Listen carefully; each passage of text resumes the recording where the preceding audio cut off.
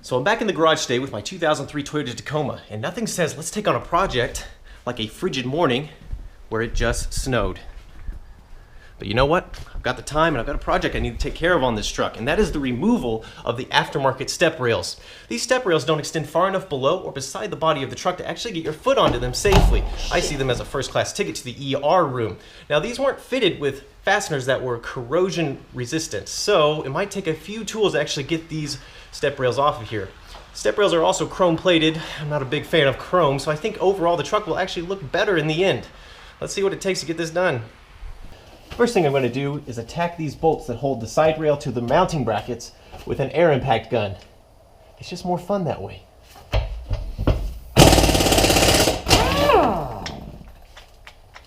And there's the first casualty of the job. I broke off a bolt head. Again, like I said in the beginning, there's going to be a lot of fasteners that are pretty rusted in there. So let's crack on.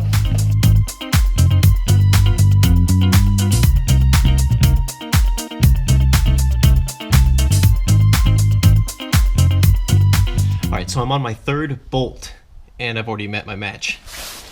What we have here, this bolt is just spinning freely. That means the captive nut inside of this rail has broken.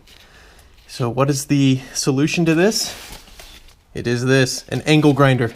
I've got to cut the bolt head off so I can free this step rail from the mounting brackets. Remember, safety comes first. Get your eyewear, ear protection going on, and then have at it.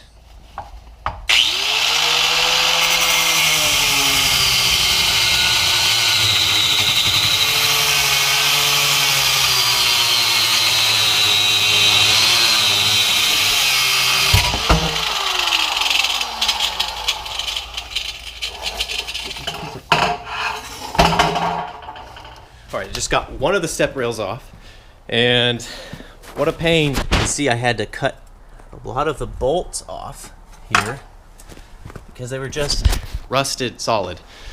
Now, I still have more to do just for this one side, and that's to remove the brackets that actually held the step rail onto the truck itself. These brackets are still very much here. Each one has, I believe, 2 screws, and they're probably just gonna be as much of a pain, if not more, because there's less access to them compared to the step rail itself.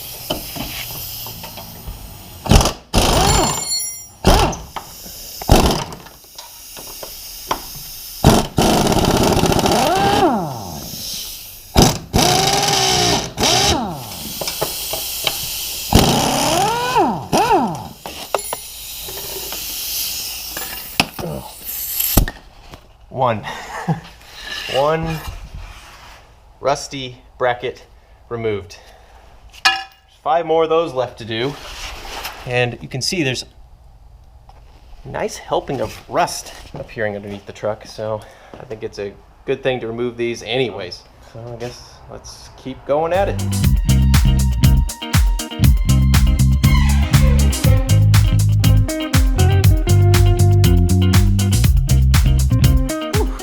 Last bolt was a real challenge on that last bracket, but I got it off with the cutting wheel. And you start messing with rusted fasteners, you have to have access to a cutting wheel because sometimes those bolts aren't going to come off.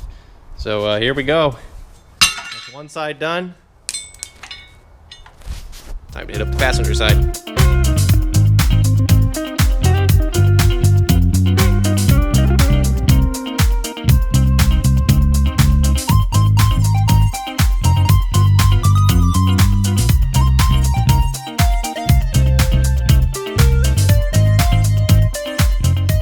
Step rails off the truck.